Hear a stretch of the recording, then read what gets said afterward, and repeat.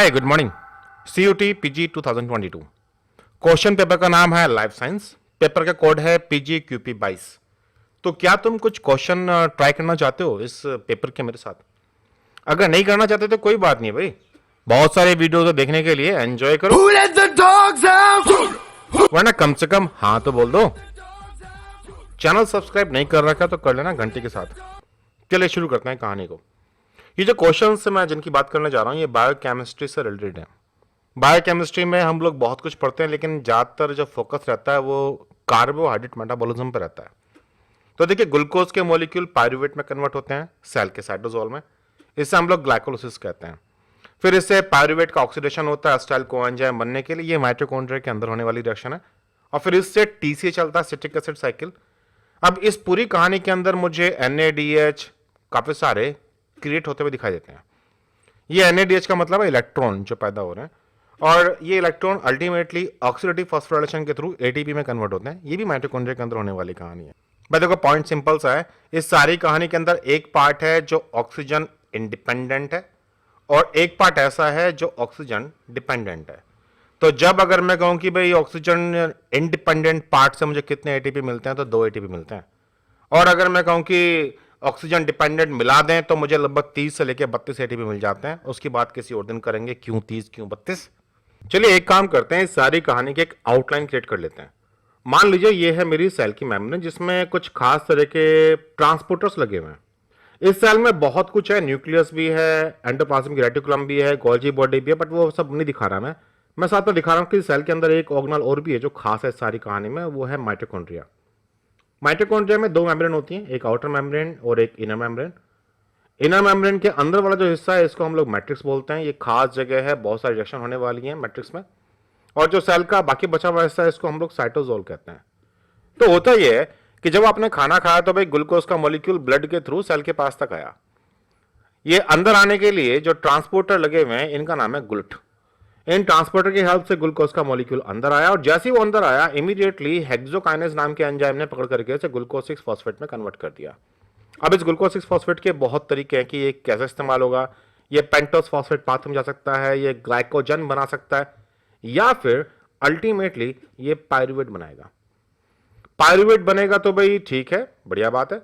Pyruvate mitochondria के अंदर आता है, पायरूवेट से एसिटाइल कोएंजाइम A बनता है, और फिर बाद में इसी से TCA चलेगी। इस सारी कहानी में जो भी इलेक्ट्रॉन लिबरेट हुए, तो यहां इनर मेम्ब्रेन के ऊपर इलेक्ट्रॉन ट्रांसपोर्ट सिस्टम लगा हुआ, इलेक्ट्रॉन का इस्तेमाल करके वो प्रोटॉन पंप करता है, और बाद में इन्हीं का इस्तेमाल करके F1 पार्टिकल ATP जनरेट कर लेते हैं। तो मतलब ओवरऑल एक ही ये इसका रास्ता है। लेकिन इस सारी कहानी में जैसे कि मैंने बताया कि माइटोकॉन्ड्रिया के अंदर जो भी कुछ होता है ये सबका ऑक्सीजन डिपेंडेंट है। मान लीजिए ऑक्सीजन है नहीं, तो भाई ये जो पायरूवेट है, इस पायरूवेट के पास फिर मल्टीपल ऑप्शन है। ये लैक्टेट बन सकता है, अगर मैं मसल्स की बात कर रहा हूं तो कुछ खास तरह के ऑर्गेनिज्म में ये इथेनॉल में भी कन्वर्ट हो सकता है। अब ये सारी कहानी होती है जो हम लोग ग्लाइकोलिसिस को लेकर के चलते हैं कि ऑक्सीजन डिपेंडेंसी क्या है और ऑक्सीजन इंडिपेंडेंसी क्या है। ये बात याद रखना कि ग्लाइकोलिसिस जो है वो ऑक्सीजन इंडिपेंडेंट पाथवे है। उसे ऑक्सीजन की प्रेजेंस या फिर एब्सेंस से कोई लेना देना नहीं है, वो तो चलती रहती है। लेकिन पायरूवेट से आगे वाली जो कहानी है वहां के लिए जरूरी है। तो अब जो क्वेश्चन की बात करते हैं, lowest yield of ATP is achieved in. तो जैसे कि हमने पहले बताया था कि अगर मैं ग्लूकोज से पायरूवेट, पायरूवेट से एसिटाइल कोएंजाइम A और उससे CO2 ये बना दूं, तो ये TCA के थ्रू बनेगा। PDH एंजाइम ये वाला काम करता है, और ये तो ग्लाइकोलिसिस है ही, आपको पता है। तो पायरूवेट से आगे की कहानी ऑक्सीजन डिपेंडेंट है। लेकिन अगर पायरूवेट से लैक्टेट बन जाए तो फिर मैं इसे बोलता हूं कि ये है एनारोबिक रेस्पिरेशन, जिसमें ऑक्सीजन इन्वॉल्व नहीं हुआ। तो यहां केवल 2 ATP मिलते हैं मुझे ग्लाइकोलिसिस से। लेकिन अगर आगे वाली कहानी तक चला जाए तो फिर मुझे 28 से लेकर के 30 मोर ATP मिल जाएंगे, जो PDH वाली कहानी है और TCA वाली कहानी, जिसे हम एरोबिक रेस्पिरेशन कहते हैं। तो फर्मेंटेशन और एनारोबिक रेस्पिरेशन मोर और लेस सेम ही चीज है। हम लोग लैक्टिक एसिड फर्मेंटेशन का जिक्र भी करते हैं, तो इथेनॉल का भी फर्मेंटेशन करते हैं। दोनों में सेम कहानी है कि मुझे यहां पे केवल 2 ATP मिलते हैं इन दोनों कंडीशंस में, और एरोबिक रेस्पिरेशन में मुझे टोटल मिला करके 30 या फिर 32 ATP मिल सकते हैं। तो इसका करेक्ट आंसर है ऑप्शन नंबर 1 और 2 दोनों। अब तुम्हारे रेफरेंस के लिए यहां एक डायग्राम मैंने ऐड कर दिया है कि ग्लूकोज से दो पायरुवेट बनाते हुए NADH बनता है। NADH बनाने के लिए मुझे NAD पॉजिटिव चाहिए। नॉर्मली तो क्या होता है कि एरोबिक कंडीशन में जो NADH बन रहे हैं, बाद में ये NADH इलेक्ट्रॉन ट्रांसपोर्ट सिस्टम में जाकर के NAD पॉजिटिव बन जाएंगे और ये NAD पॉजिटिव सभी जगह की जो डिमांड है NAD पॉजिटिव की वो पूरी कर देंगे। लेकिन अगर ऑक्सीजन नहीं होती, हाइपोक्सिया कंडीशन हो या अनारोबिक कंडीशन हो, तो उस टाइम फिर लैक्टेट जो बनाया जाता है उसका पर्पस ही है कि जो ये NADH था इसको वापस ऑक्सीडाइज करके NAD पॉजिटिव बना सकें। इसे रेडॉक्स बैलेंस बोलते हैं। इस कहानी से फायदा ये होता है कि ग्लाइकोलाइसिस थोड़ा सा और लंबे टाइम तक चल जाती है, वरना शायद ग्लाइकोलाइसिस बहुत पहले ही बंद हो जाया करती अनारोबिक कंडीशन में। जब तुम दौड़ते हो ना, तो उस टाइम जो तुम मसल में फैटिकनेस महसूस करते हो, वो यही कहानी है। हम जिस रफ्तार से दौड़ रहे होते हैं, इस रफ्तार से ऑक्सीजन मिल नहीं पाती हमें, तो नतीजा हमारे मसल्स में ग्लूकोज से पायरुवेट तो बन रहा है, बट पायरुवेट से एसिटाइल कोएंजाइम A और CO2 नहीं बन पाते, पायरुवेट अक्यूमुलेट होने लगा। तो पायरुवेट जो है एक एसिडिक मॉलिक्यूल है, साइटोप्लाज्म की पीएच जो है वो गड़बड़ कर सकता है। तो इसी टाइम पायरुवेट को लैक्टिक एसिड में कन्वर्ट करना शुरू कर देते हैं हमारे मसल्स, ताकि थोड़ा सा और ग्लाइकोलाइसिस चल जाए, और फिर लैक्टिक एसिड को बाद में अल्टीमेटली लीवर में सेंड कर देंगे। तो ये कुछ बाहर की स्टोरी नहीं है, सब कुछ हमारे शरीर की ही कहानी है। तुम अगर सोचो कि भाई बायोकेमिस्ट्री पढ़ने के लिए मुझे किताब खोलनी पड़ेगी, तो ये गलत है। जाके दौड़ना शुरू कर दो यार, दौड़ते दौड़ते अपनी टांगों से बात करो, हाथों से बात करो। दौड़ना नहीं चाहते तो बाथरूम में जाओ, अपने जीन्स को रगड़ना शुरू कर दो। जब तुम जीन्स को धोते हो तो ब्रश रगड़ते रगड़ते तुम्हारे हाथ दर्द नहीं करते क्या? जब ये हाथ दर्द कर रहे होते हैं तो भाई यही तो है वो कंडीशन जब हम लैक्टिक एसिड की फॉर्मेशन की बात कर रहे हैं। मतलब एनारोबिक कंडीशन में तुम केवल 2 ATP निकाल पा रहे हो ग्लूकोज से। अब नेक्स्ट क्वेश्चन देखते हैं हम लोग उसका, which of the following is not a possible catabolic fate of pyruvate. हमने पहले भी कहा था कि जो ग्लूकोज से ग्लाइकोलाइसिस से पायरुवेट बनता है, इस पायरुवेट से लैक्टिक एसिड बन सकता है, इससे अल्टीमेटली इथेनॉल बन सकता है, इससे एसिटाइल को एंजाइम A भी बन सकता है जो TCA में चला जाएगा। तो लैक्टिक एसिड फर्मेंटेशन हो जाता है, सिट्रिक एसिड साइकिल में भी चला जाएगा, इथेनॉल फर्मेंटेशन में चला जाएगा, ग्लाइकोलाइसिस नहीं होता है। इससे ग्लाइकोलाइसिस करने के लिए ग्लूकोज चाहिए भैया। मैं ग्लूकोज से पायरुवेट बनता है, उसे ग्लाइकोलाइसिस बोलते हैं। पायरुवेट से अगर ग्लूकोज बनाने लगो वापस, तो इसे ग्लूकोनियोजेनेसिस कहते हैं, यानी कि ग्लूकोज की सिंथेसिस। तो इसका करेक्ट आंसर है आंसर नंबर 4। तो अगेन तुम्हारे रेफरेंस के लिए मैंने डायग्राम ऐड कर दिया। ग्लूकोज से 2 पायरुवेट, 2 पायरुवेट से 2 लैक्टेट, 2 इथेनॉल, 2 एसिटाइल कोएंजाइम है अलग अलग कंडीशन में। हाइपोक्सिया का मतलब होता है जब ऑक्सीजन की कमी होती है, तो यही एनारोबिक कंडीशन होती है। एक मेडिकल प्रोस्पेक्ट में बात है कि जब ट्यूमर्स ग्रो हो रहे होते हैं, तो ट्यूमर्स की भी अंदर वाली सेल्स के अंदर हाइपोक्सिया क्रिएट हो जाता है, तो इसलिए ट्यूमर सेल्स में ग्लाइकोलाइसिस का रेट काफी फास्ट होता है। चलिए अब एक ये क्वेश्चन हो रहा है, enzyme catalyze conversion of fructose to fructose 6 phosphate requires as dash cofactor। चलिए अब इसकी बात करते करते एक खास बात और करते हैं। जब सेल के अंदर ग्लूकोज आया था ग्लूट प्रोटीन के थ्रू, तो अंदर आते ही ग्लूकोज को ग्लूकोज 6 फॉस्फेट में कन्वर्ट किया गया हेक्सोकाइनेस नाम के एंजाइम के द्वारा। इसे फ्रक्टोज 6 फॉस्फेट में कन्वर्ट किया गया एक आइसोमरेज के द्वारा, और फिर ये फ्रक्टोज 1,6 बिसफॉस्फेट में कन्वर्ट कर दिया गया। इसके लिए एंजाइम का नाम है PFK1, मतलब फॉस्फोफ्रक्टोकाइनेज 1। कभी तुमने नोटिस किया है कि पूरी ग्लाइकोलाइसिस में आप ग्लूकोज को छोड़ दो और फिर जो लास्ट स्टेप पे जो पायरुवेट है उसे छोड़ दो, तो जितने भी इंटरमीडिएट हैं सब में फॉस्फेट लगे हुए हैं। Glucose 6 phosphate, fructose 6 phosphate, glyceraldehyde 3 phosphate, सब में फॉस्फेट लगा हुआ है। भाई ये फॉस्फेट की कहानी क्या है?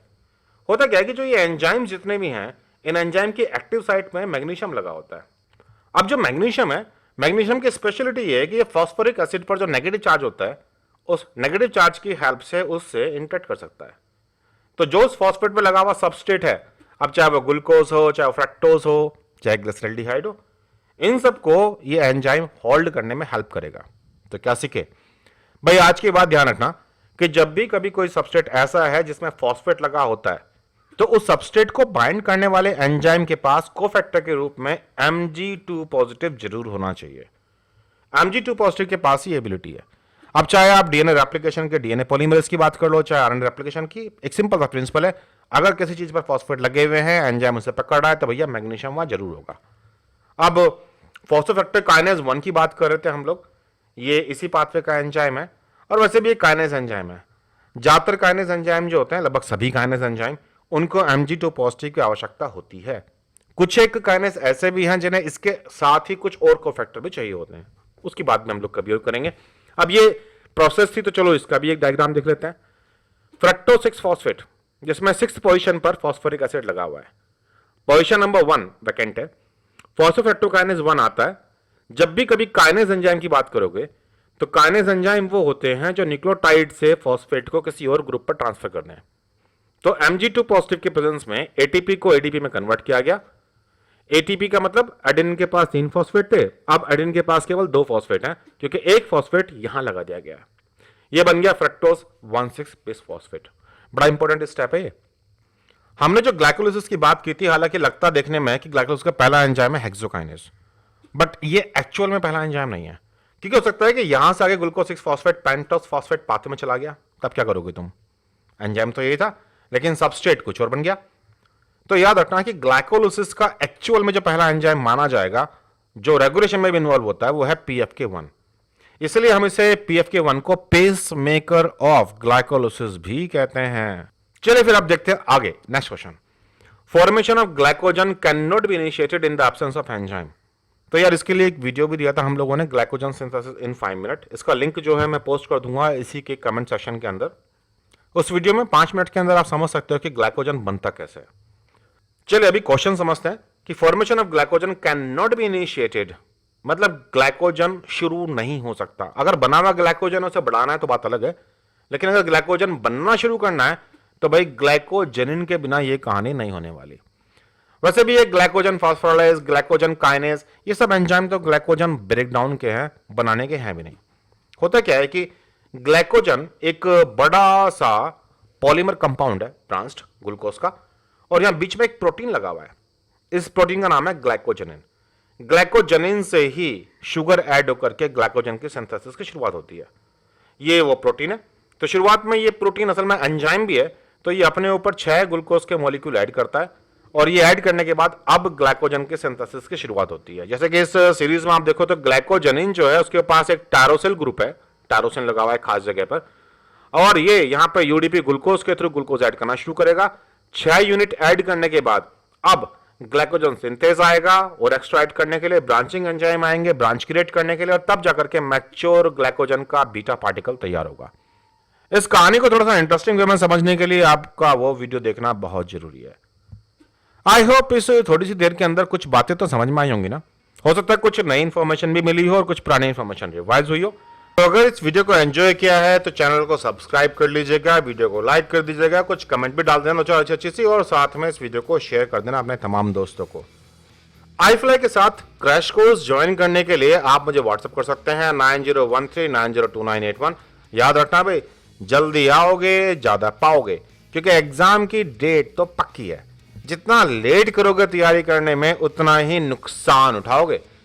मेरे साथ कोर्स ज्वाइन करने के लिए मुझे व्हाट्सएप कर सकते हैं 9013902981। चले भाई, मेरी ट्रेन छूटने वाली है, मैं चला, बाय बाय।